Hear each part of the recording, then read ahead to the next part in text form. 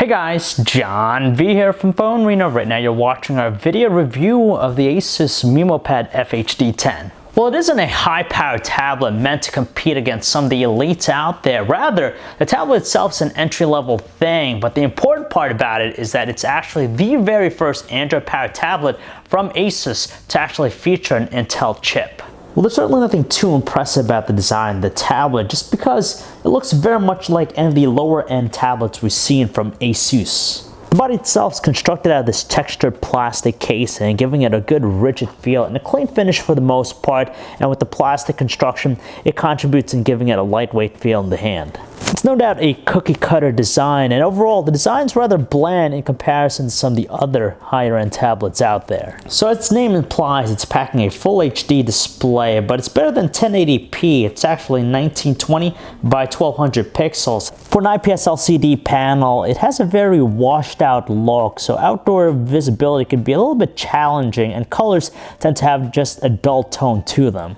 So the Asus MeMo Pad FHD 10 is packing some additional amenities that we wouldn't otherwise see on some basic end tablets. For example, it has a micro HDMI out port for video out functionality. You have two speakers left and right, so you have stereo support, and you also have a micro SD card slot to increase its storage capacity. And finally, it's packing a 5 megapixel rear camera and a front-facing 1.2 megapixel one. Well, there's nothing really new with the experience here with the tablet. It's pretty much the same thing we've seen with other recent Asus Android-powered tablets, running Asus's customized Android experience running on top of Android 4.2.2 Jelly Bean. It's rather simplistic, doesn't have a whole lot of features compared to some of the competition out there, but for an entry-level thing, it's more than sufficient. Complementing the experience, of course, are some of the multitasking widgets that are available with the tablet. So basically, you could layer them on top of whatever you're doing, so it offers us an enhanced multitasking experience. It's limited with its offerings, but at least you have things like the web browser. The star of the show with the tablet is the processor that's running under the hood. It's powered by a dual-core 1.6 GHz Intel Atom Z2560 processor with 2 GB of RAM. For most basic things, it gets the job done, but here in the home screen, you could tell even with the live wallpaper, every now and then we do see just a little bit of stutter with its performance. Unfortunately, the processor isn't a powerhouse. For basic things, it gets the job done, such as checking out our social networking accounts on a daily basis, or even surfing the web. But when it comes to more processor-intensive stuff, especially 3D gaming, it has a big hitch with its performance.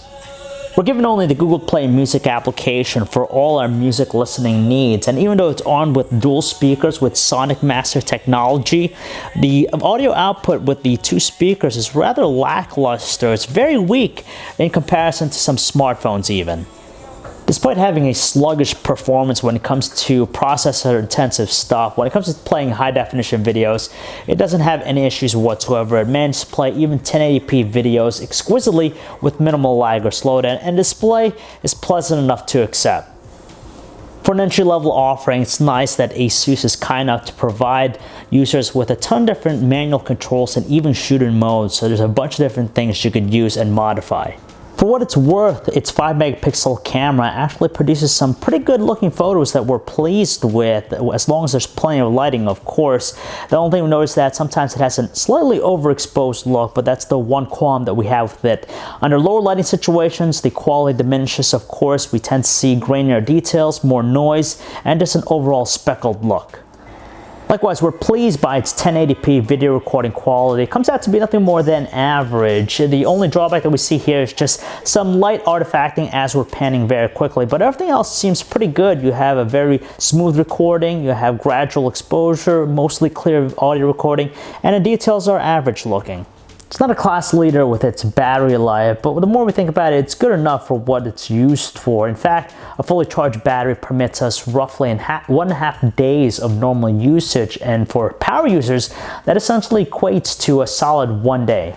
So the Asus MeMo Pad FHD 10 has been around for a couple months now, and depending on where you look, you could probably find it for really cheap, probably around the $300 and under category. Knowing all that, it shows that there's some value to the tablet. You're not going to fork over a whole lot of money, and you do get the basics with it. The performance might be a little bit sluggish, but at the end of the day, it still accomplishes many of the same tasks. On the flip side, some people will probably think that the tablet is a little bit on the boring side. It doesn't have a feature set compared to some of the elites out there in the space, and the overall package isn't as exciting. So if you guys want to learn more about the Asus MeMo Pad FHD 10, you could check out our website, PhoneArena.com. It's John V. Thanks for watching.